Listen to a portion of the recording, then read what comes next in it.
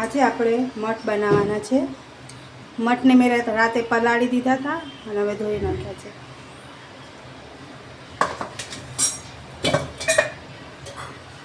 ચાર ચમચી તેલ નાખીશું।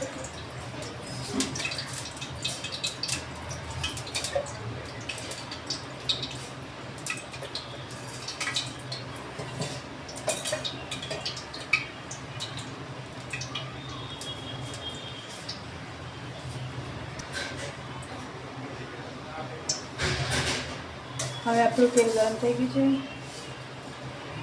તેમાં અડધી ચમચી રાઈ,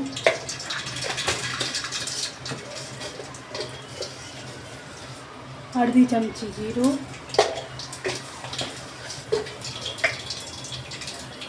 અડધી ચમચી હિંગ,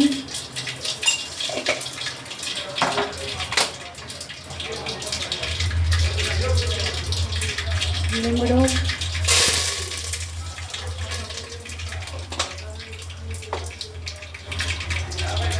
હવે તેમાં મેં આ ટામેટા અને મરચાં કાપ્યા છે તે અંદર આપણે નાખી દઈશું।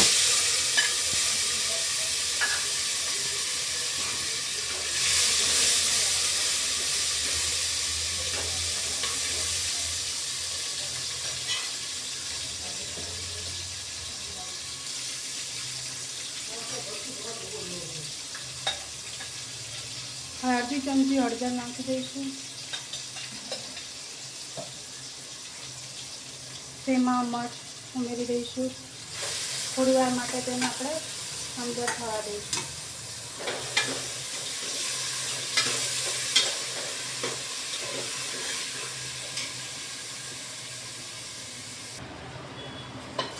તેમાં 2 ચમચી મરચું નાખીશું।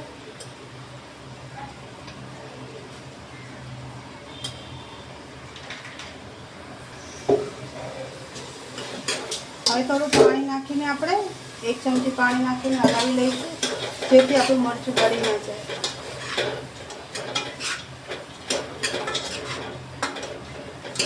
હવે તેલ છૂટું પડે ત્યાં લગી આપણે તેને થવા દઈશું।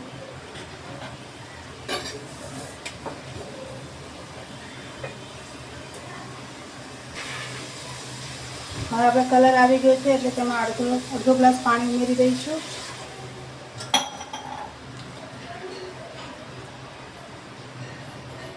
અડધી ચમચી મીઠું નાખીશું।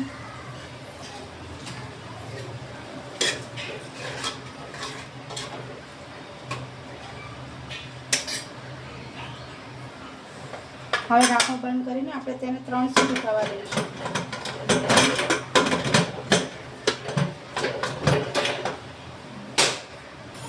હવે આપણા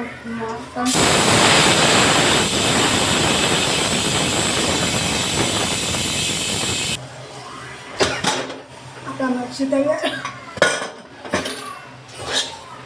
બહુ સરસ છે। તમે જરૂરથી બનાવજો। મારો વિડીયો ગમ્યો હોય તો લાઈક કરજો,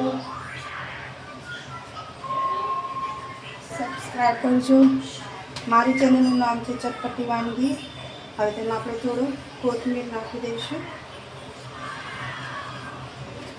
બહુ સરસ લાગે છે, એકવાર જરૂરથી બનાવજો। હવે તમે રોટલી ભાત સાથે જમી શકો છો।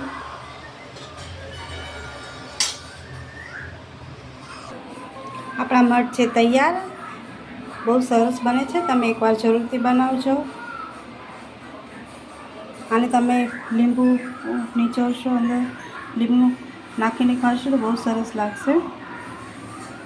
ભાત સાથે રોટલી સાથે તમે જમી શકો છો।